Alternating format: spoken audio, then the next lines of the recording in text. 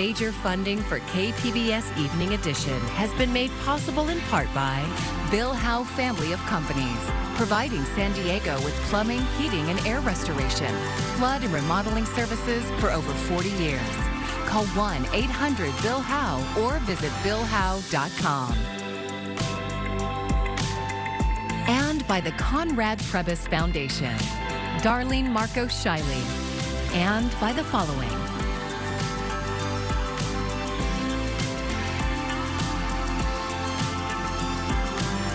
And by viewers like you. Thank you.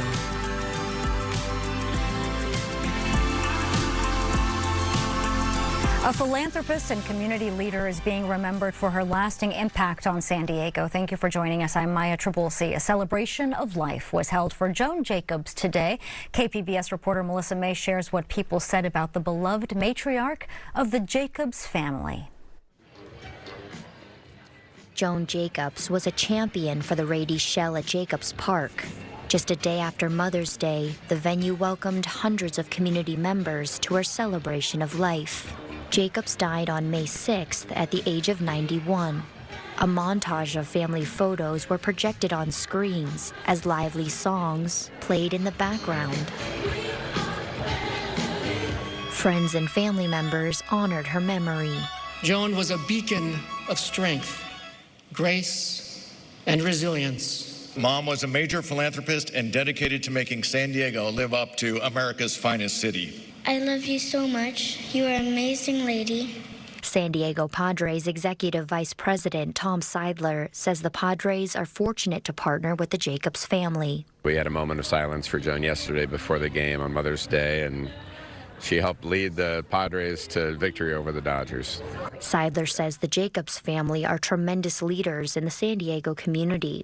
They just set a high bar for how to lead in San Diego, give back to the community, and so we've been fortunate to kind of try to follow their lead and help make San Diego the best version of itself. Jess Jacobs says her grandmother's passion for the arts influenced her to pursue a career as an artist. I learned to see the world through Joan's eyes, which meant seeing and understanding through the lens of art and culture. Along with the Rady Shell, the Jacobs family has donated millions of dollars to the Museum of Contemporary Art San Diego, the La Jolla Playhouse, and the San Diego Symphony, who is dedicating their 2024-2025 opening season of Jacobs Music Center to Joan Jacobs. Melissa May, KPBS News. And in the interest of full disclosure, the Jacobs family has long been a major donor to KPBS and a supporter of KPBS News. Today, the San Diego City Council confirmed the next chief of police. Mayor Todd Gloria nominated Assistant Chief Scott Wall from a pool of 56 candidates to head the San Diego Police Department. And this afternoon, the City Council confirmed the appointment in a unanimous vote. He will replace retiring Chief David Nisleit, who served 6 years in the role. Wall will take over the department on June 7th. The plan to create San Diego's largest homeless shelter is back in negotiations. The City Council held a closed-door meeting this afternoon. Mayor Gloria hopes to transform an empty building on Kettner and Vine into a shelter that would house 1,000 people. Concerns have been raised over the building's proposed purchase price. It also comes at the same time homeless service providers are facing budget cuts.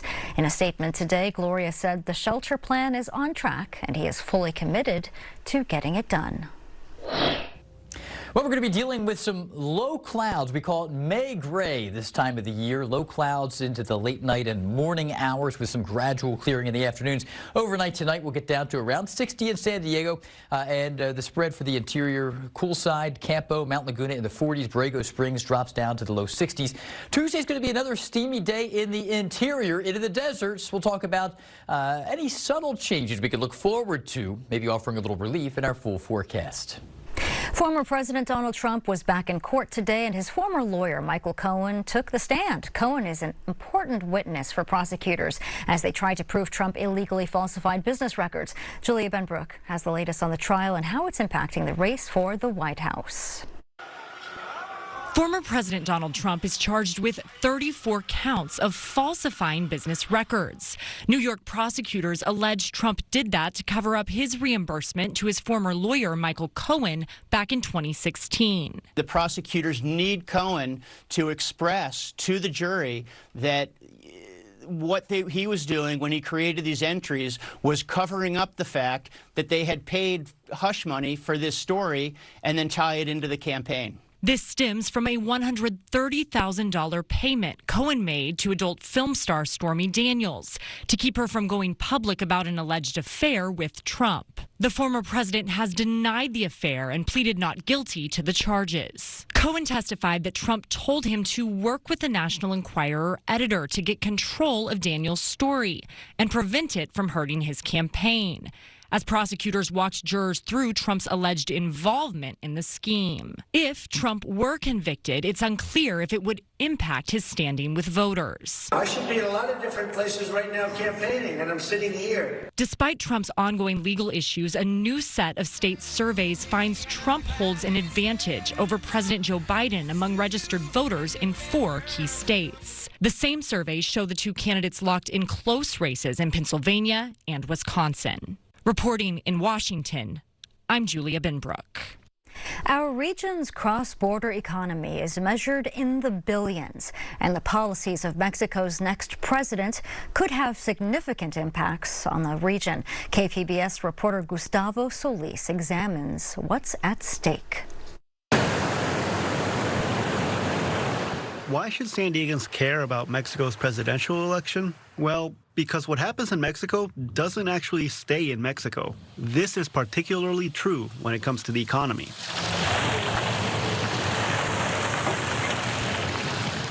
Saúl Sandoval is a professor of economics at CETIS University in Tijuana. So if something happens here in Mexico in terms of the decrease in production and different goods and services, then perhaps Americans will face the consequences with higher prices, right? You need to import from different places around the world. Mexico is a key part of the U.S. supply chain. A dizzying array of products, from cars to televisions to medical devices, are all manufactured in Mexico and shipped through the U.S. border. And this relationship is more intertwined than ever, so says Rafael Fernández de Castro, director of the Center for U.S.-Mexico Studies at UC San Diego. Mexico has become now the #1 U.S. trading partner. It's not Canada, it's not China, it's Mexico. An estimated 80,000 people live in Baja California but cross the border to work in San Diego every single day. And more than $4 billion worth of goods cross the San Isidro and Otay Mesa border crossings every year. So the policies of Mexico's next president on issues like trade, immigration, and security will have a big impact on our region. The two leading candidates vying for a 6-year term in the June 2nd election are Claudia Sheinbaum and Xochitl Gálvez. Experts say that both of them recognize the importance of the cross-border economy. Both understand the opportunities there, but in terms of how to maximize those, do differ a little bit. Flavio Olivieri is the director of the Center of Excellence in Competitiveness and Entrepreneurship at CETIS University. Buen día, llegamos a Tijuana. Sheinbaum was mayor of Mexico City from 2018 to 2023 and represents the popular Morena Party, which was founded by current Mexico President Andrés Manuel López Obrador. Experts say a Sheinbaum presidency would, in many ways, continue what López Obrador started. When it comes to the economy, Olivieri expects Sheinbaum to be more focused on labor issues. On the other side is more labor-intensive focus, more on labor rights, increasing minimum wage. For example, she supports raising the minimum wage and expanding retirement benefits. On the other hand, Gálvez is a critic of what she calls López Obrador's soft stance on crime, and says high crime rates are hurting the Mexican economy. Por eso no va a haber tema más importante para mí que la seguridad de ustedes, de sus familias, de sus hijos, de los jóvenes. She wants to expand the cross-border economy beyond manufacturing. Sandoval says that a Gálvez presidency would focus on bringing more tech and research and development to the area, industries that pay higher wages than manufacturing. I think because she's a more pro-market oriented individual, I think she will make more accessible investment in Mexico and in Baja California and all the border states in general. Experts also say that managing U.S.-Mexico relations will be a big part of the next president's job. But historically speaking, Mexico City hasn't really paid much attention to the border. The problem is that I believe that the capitals, Mexico City and Washington, they're very far away from the border. Not only that, with the political polarization both in Washington and in Mexico City, I don't see them really putting that much attention into these border areas. But given what's at stake, Fernandez says that local leaders should speak loud enough to get the president's ear, no matter who she may be. Gustavo Solis, KPBS News. And this is the second in a series of stories that KPBS has reported on the Mexican election. Next is a look at how the election will impact environmental issues in the border region. And KPBS is hosting a virtual conversation this month in both English and in Spanish about the election. We want to hear from you. What topics do you want covered in this conversation? Submit your questions or comments at kpbs.org/Mexico election or call the number on your screen, 619-630-8516. Graduation ceremonies are continuing at universities across the country, and so are protests. Amy Kiley shows us what happened over the weekend. I ask that you allow the program to continue. With chanting, walkouts, and graduation stage takeovers, pro-Palestinian students are finding ways to protest during university commencement ceremonies. It's sad, and I think it's a really bad way to end your college career. Some students and parents are upset at Pomona College outside Los Angeles. The school says it decided ahead of last night's ceremony to move it off campus for safety reasons. That's in response to demonstrators occupying the original venue. As our universities celebrate, we should also be extremely critical of their involvement that has led to the decimation of entire educational infrastructure. In North Carolina, I know all of you here are going to use all of your brains and muscle and soul to improve the world. This video shows about 30 students at Duke University walking out of Sunday's commencement service just before comedian Jerry Seinfeld spoke. Some appear to be holding Palestinian flags. And here's another walkout at Virginia Commonwealth University during the governor's speech Saturday and chanting at UC Berkeley the same day. I invite you to speak with me after the event in a space that's more appropriate. Free Palestine! I'm Amy Kiley reporting. I'm Amna Nawaz. Tonight on the NewsHour, Michael Cohen takes the stand in former President Trump's criminal hush money trial. That's coming up at 7 after Evening Edition on KPBS.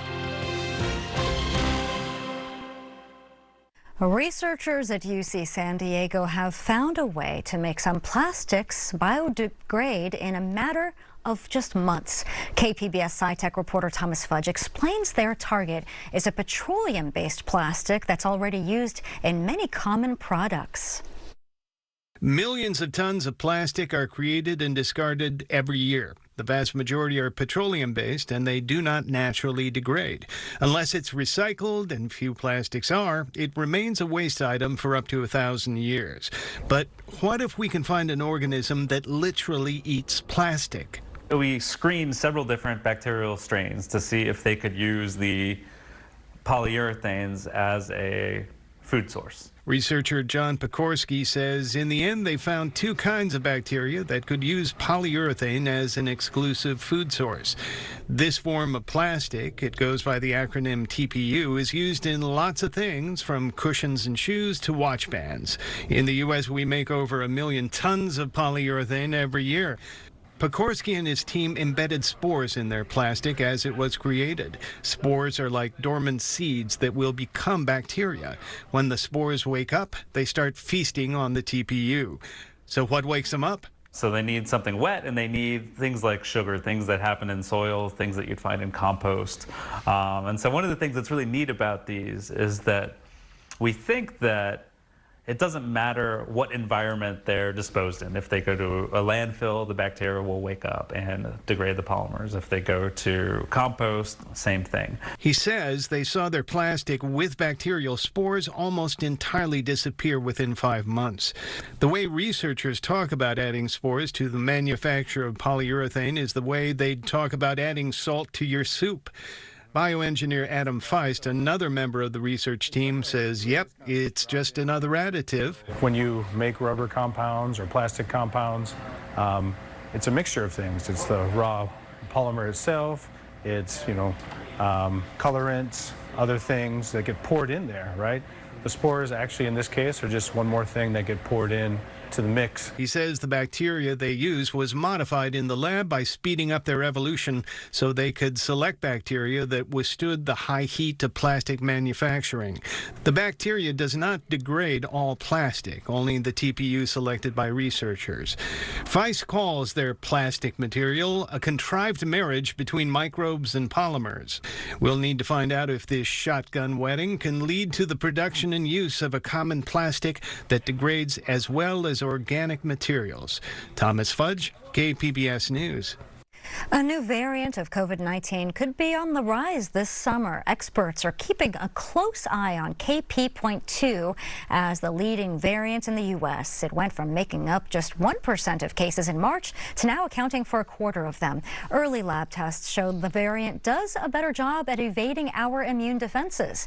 But while cases don't appear to be surging yet, the CDC says there's no reason to believe it could cause more serious illness than other strains.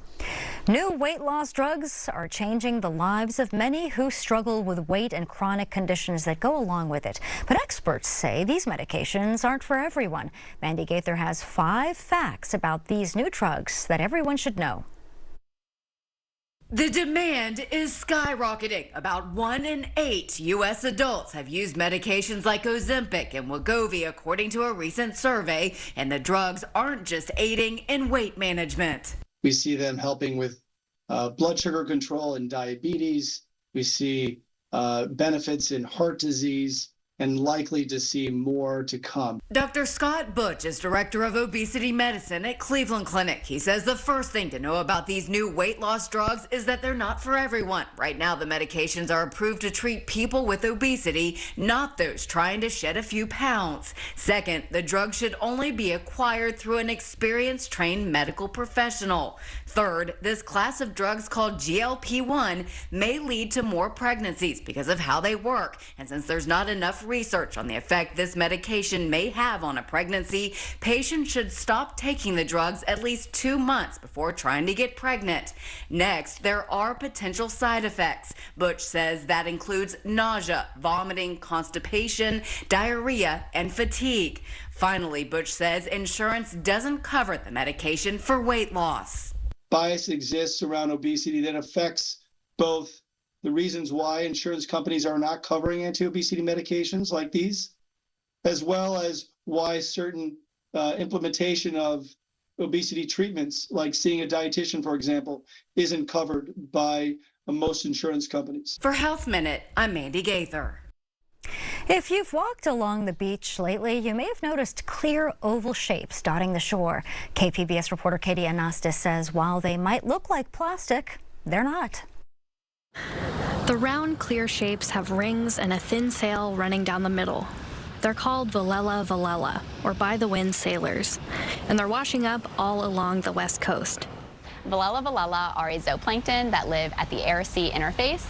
They have a characteristic chitinous sail, and because of that sail, they often get blown ashore in times of high shoreward winds and currents. Anya Steiner studies zooplankton like the Valela at UCSD's Scripps Institution of Oceanography. Fresh lab samples show the bright blue color they have when they're alive. Once they wash up on shore and die, they turn translucent. We tend to see them either in the spring or fall, but Valela strandings are super hard to predict. They're really ephemeral in nature. It all depends on whether or not we get all these factors lining up. Along with shoreward winds, there has to be enough nutrient-rich water flowing up to the ocean surface. Valela catch their prey with tiny tentacles dangling from their bodies. Their predators include violet snails and ocean sunfish. Their stings are not usually harmful to humans, but scientists recommend avoiding touching your eyes or mouth after handling a Valela. I absolutely recommend swimming or surfing while they're out there. They look beautiful while they're in the water, all fully intact and bright blue. So yeah, if you're out there swimming or surfing, you should keep your eye out. You can surf right alongside those little sailors. Steiner says the appearance of the Valelas is a reminder to stay curious as you walk along the beach. A window into a hidden world when conditions are right to bring it to shore. Katie Anastas, KPBS News.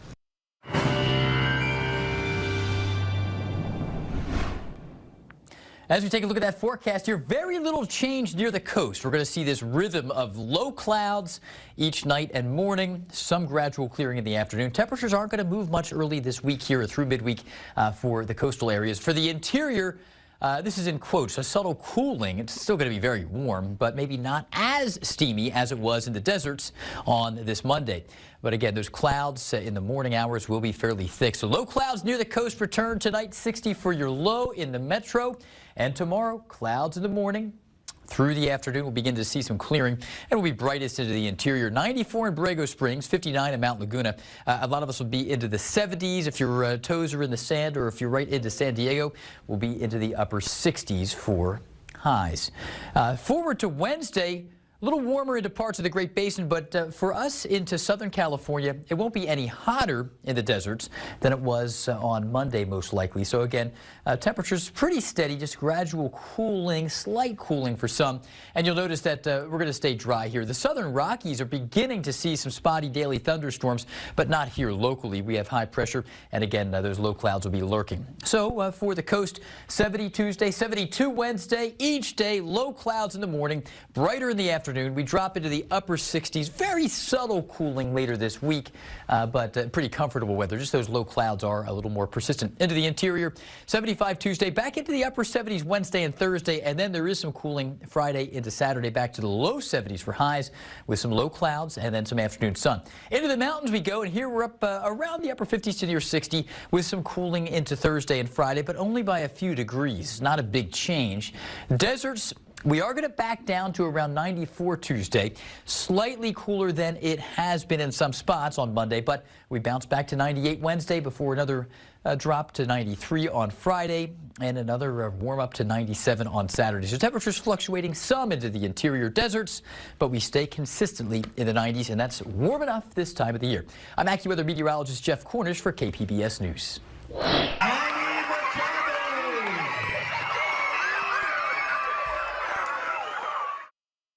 All-star Manny Machado surprised students at Paradise Hills Elementary School this morning. He congratulated them for winning the Be a Pro and Always Go Attendance Challenge. It was a campaign to address an increase in absenteeism following the pandemic.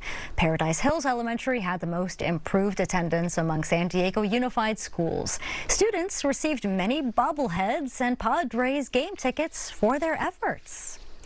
High school teams from the San Diego Unified School District have been honored for their solutions to critical community problems.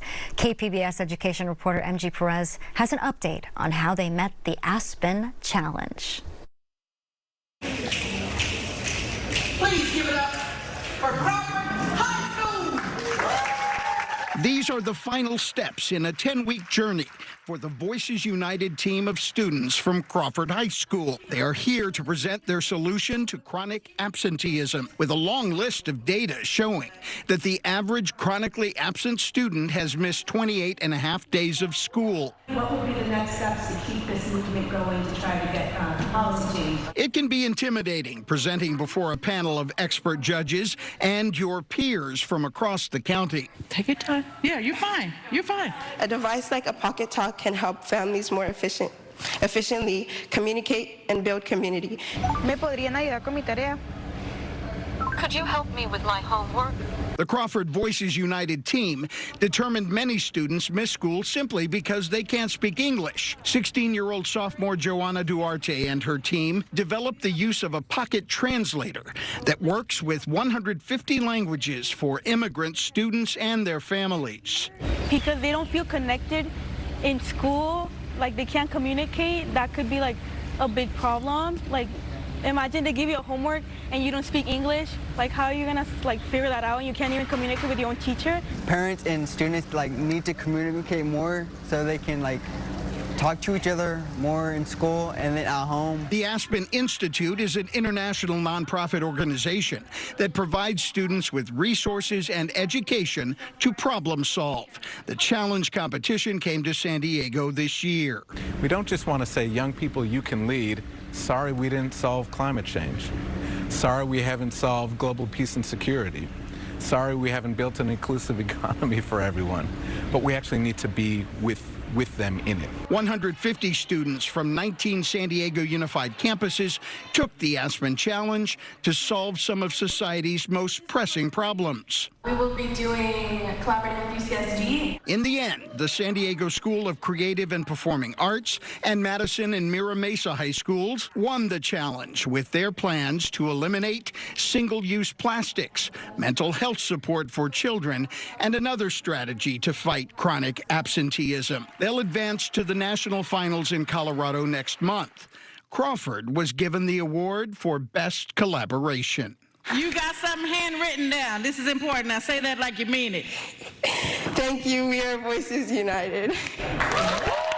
MG Perez, KPBS News. And congratulations to them. Here's a look at what we're working on for tomorrow in the KPBS newsroom. Solar farms generate resistance from neighbors worried about changing the rural agricultural landscape. On NPR's Morning Edition, how a team in Iowa is working to grow food and harvest solar power on the same acreage. And KPBS Midday Edition is discussing potential solutions to deal with the climate crisis. And you can find tonight's stories on our website, kpbs.org. Thanks for joining us. I'm Maya Trabulsi. Good night. Major funding for KPBS Evening Edition has been made possible in part by Bill Howe Family of Companies, providing San Diego with plumbing, heating, and air restoration, flood and remodeling services for over 40 years. Call 1-800-BILL-HOWE or visit billhowe.com. And by the Conrad Prebys Foundation, Darlene Marcos Shiley, and by the following.